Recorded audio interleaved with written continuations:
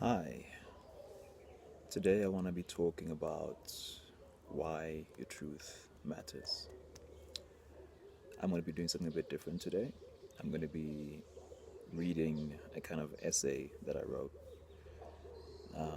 just to walk through all the points I want to walk through without, while keeping it clear and focused. So here it goes. There's a garden within each of us, one that is either nurtured or neglected. This garden represents our inner truth, our essence, the place where our deepest knowing resides. For years, I allowed mine to become overrun with weeds, not because I lacked the means to care for it, but because I'd been conditioned to doubt my own soil, to believe that the wildflowers blooming naturally within me were not worthy of sunlight. In her book, Anatomy of the Spirit, mystic and energy intuitive Carolyn Mace says that every thought you have has traveled through your biological system and activated a psychological response. What we believe literally shapes us, not only psychologically, but physically. If we are taught to believe that our thoughts and intuitions are unreliable, we begin to suppress them, to tuck them away in dark corners where they cannot disrupt the structures imposed on us. But the lies we harbor in place of our truth are registered by our bodies as poison. The lies we believe about ourselves are what make us sick and cause us to suffer. Conversely, the truth, she says, is recognized by the body and by the soul as medicine. By now, you've probably heard it a million times that the truth shall set you free. In the last video, I mentioned what Jesus said in the Gospel of Thomas, that if you bring forth what is within you, what you bring forth will save you. And if you don't bring forth what is within you, what you do not bring forth will destroy you. I believe the passage encourages individuals to express their unique talents, thoughts, and feelings, and to share their inner self with the world. It suggests that by bringing forth what is within you, you'll find salvation or fulfillment. Conversely, if you do not bring forth what is within, you'll face destruction or stagnation. That thing that is within, that is your truth. Society at large is not designed to accommodate and nurture the human spirit. Instead, it seeks to govern it. If we examine the etymology of the word government, actually, we find that it derives from the Latin gobernere, which means to steer or direct, and ment, which means mind. In a myriad of ways, we are taught to suppress certain emotions, instincts, and behaviors, and told to act in certain ways for love, validation, and acceptance. Conditional love and acceptance plays on our human need for belonging, and it systematically gets us to relinquish our truth and our nature. We are made to believe that this is a small price to pay for survival, but this tiny choice, over time, costs nothing less than our lives. Over time, we lose touch with our voice, our autonomy, our authenticity, and our dreams. The world is designed to function this way. If no one remembers and honors their truth, they will do and be as expected, live as others choose for them. What you get is a society where the majority of the population feels stuck doing things they don't want to do, living lives they would otherwise not choose, simply because they see no other way. Over years, decades, from virtually every direction, that still, quiet voice inside has been crushed and buried so far down that it's barely audible. When we lose touch with our truth, we feel empty, isolated, and exhausted, burdened by an unshakable grief. Though we try to manage this discomfort and discontent with all manner of distractions, substances, behaviors, and activities, we become addicted to things in an attempt to numb and escape the pain of the misaligned lives we're living. Yet for many, we never dare to look within, fearing ever being alone with ourselves, and filling every silence that arises as not to be reminded of the clamoring in our basements. I don't believe that this is the motive of the entire world or of every institution out there. There are pockets of society where the human spirit is revered and honored and allowed to express itself to its fullest. But by far, I think the majority of the mainstream, the government, the public schooling system, and the capitalist economy are all largely guilty of this. I spent much of my life believing that my role was to conform, to be small enough to fit into preordained spaces. I measured my worth by external validation, by the approval of teachers, mentors, and authority figures who assured me that if I followed the correct steps, I'd be rewarded. But the further I traveled down the path, the more I felt a growing dissonance within me. The truth I'd buried began to stir, restless, clamoring in my basement like an animal too long caged. In fact, I have a confession to make.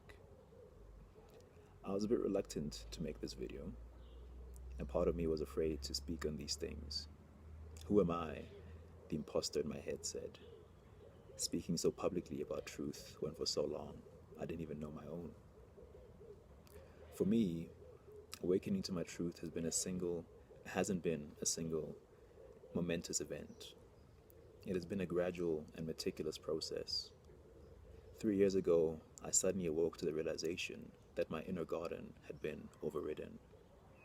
It was full of thick and tangled weeds that were smothering my own trees. What was supposed to be a sanctuary was a place I could barely recognize. And it made sense. My whole life, I've never quite fit anywhere. I've never felt at home anywhere, not even in my own skin. I was lost, depressed, grasping for things to give me comfort, or some stolen sense of belonging.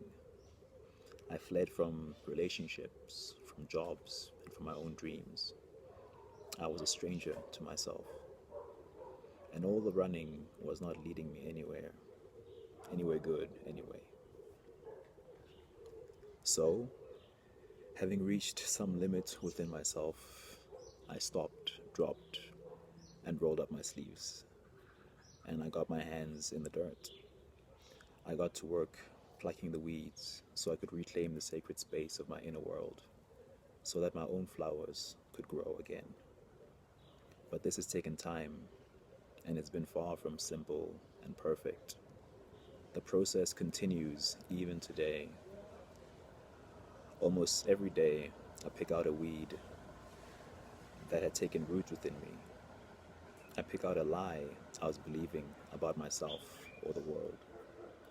And digging deeper, I discover the truth that lay buried and smothered beneath it. I lift this brittle and precious truth and begin the work of integrating it, welcoming it back home, learning to nurture and protect it with a care it was never shown, and then giving it a voice. I have not perfected the art of being myself.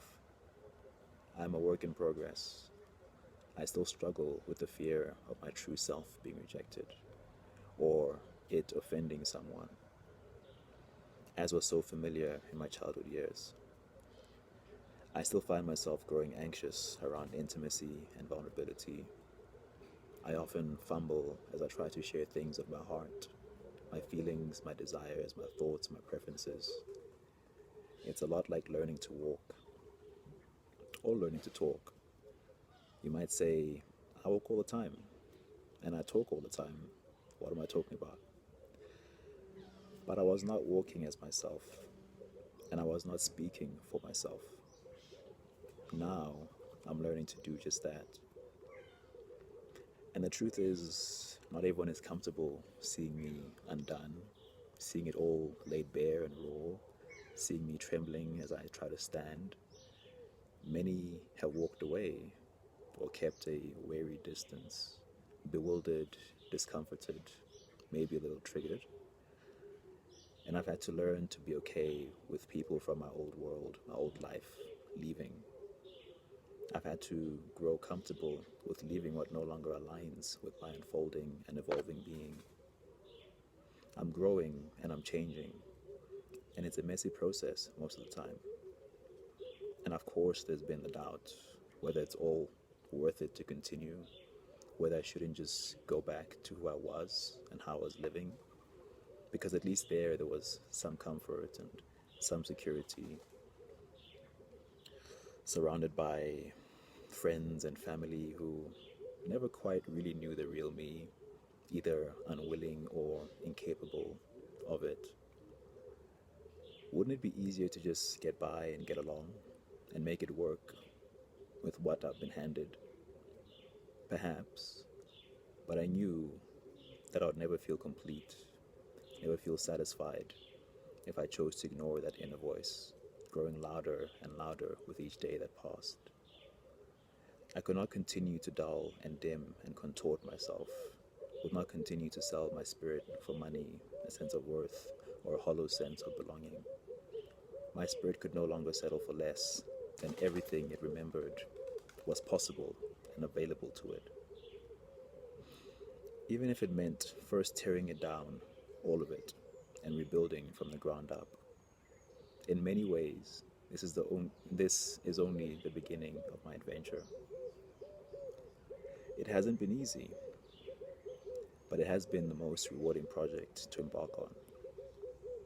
And something tells me that 40 or 60 years from now, should I be blessed to live that long, when I look back at all the cringe and all the failures and all the mistakes I will have doubtlessly made throughout my life, this decision will be one I will not regret having made. Because if this God-given life that beats in my chest is not my own, then whose is it? If I can't do and be what it is I was made to do and be, then what else? And will that thing satisfy? This world and all the people in it, even your parents, even your dear parents, they are not your maker. None of them could even begin to explain what went into forming you from nothing into a living, thinking, evolving being.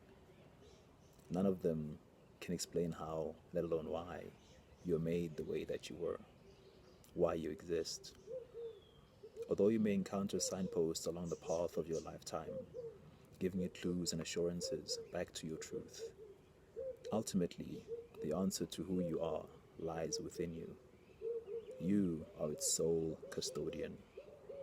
And God, however you imagine God to be, the benevolent, all-powerful, all-knowing creator and source, however you personify that or conceptualize that, he entrusted that truth to you.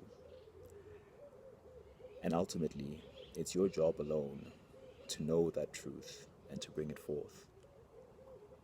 No one will give you your truth. No one can do it for you. You must stand up and claim it. And once you do, it's the one thing that no one can take from you. But until you do, others will take it upon themselves, and most will use it to enrich themselves at your expense. That's just what I realized and on my own journey. The funny thing is, whoever you say you are, you're absolutely right. But I see so many of us living in the painful embodiment of what others said we were. In this way, we are narrated by our stories instead of being the narrator of our stories. It is my belief that once you own your truth, you can lack nothing. Someone said there are 8 billion ways to be successful and abundant, 8 billion ways to be beautiful, 8 billion ways to see and express something. All of us are God expressing and knowing himself. Nature births no copies. Every living and perceivable thing is expressing a unique aspect of God. God made you the way you are so that he can see a new perspective of his infinite and perfect self through your eyes and through your life. But only if you become yourself. Only if you do you.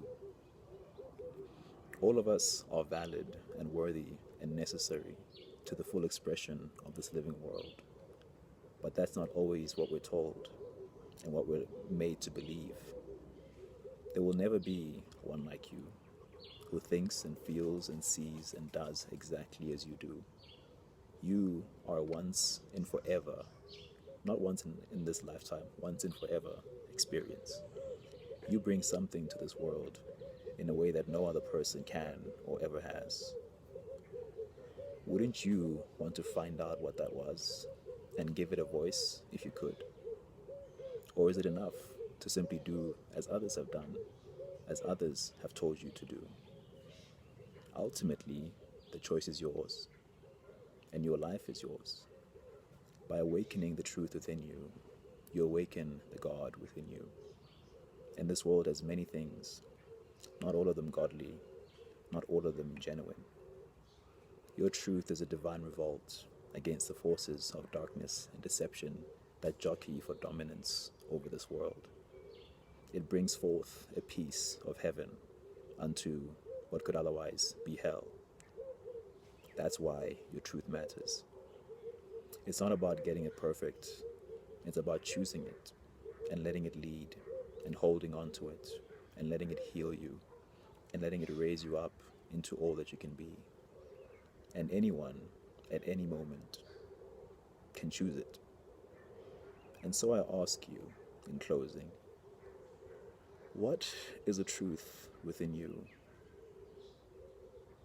What have you been called to bring forth? I have a song recommendation, a song called I Get Out by Miss Lauryn Hill that I think perfectly encapsulates and expresses the themes and I guess the feelings that were mentioned in this video. I hope you give that song a listen. I hope you share your own journey where you feel called, any thoughts, any reflections, and I look forward to the next one.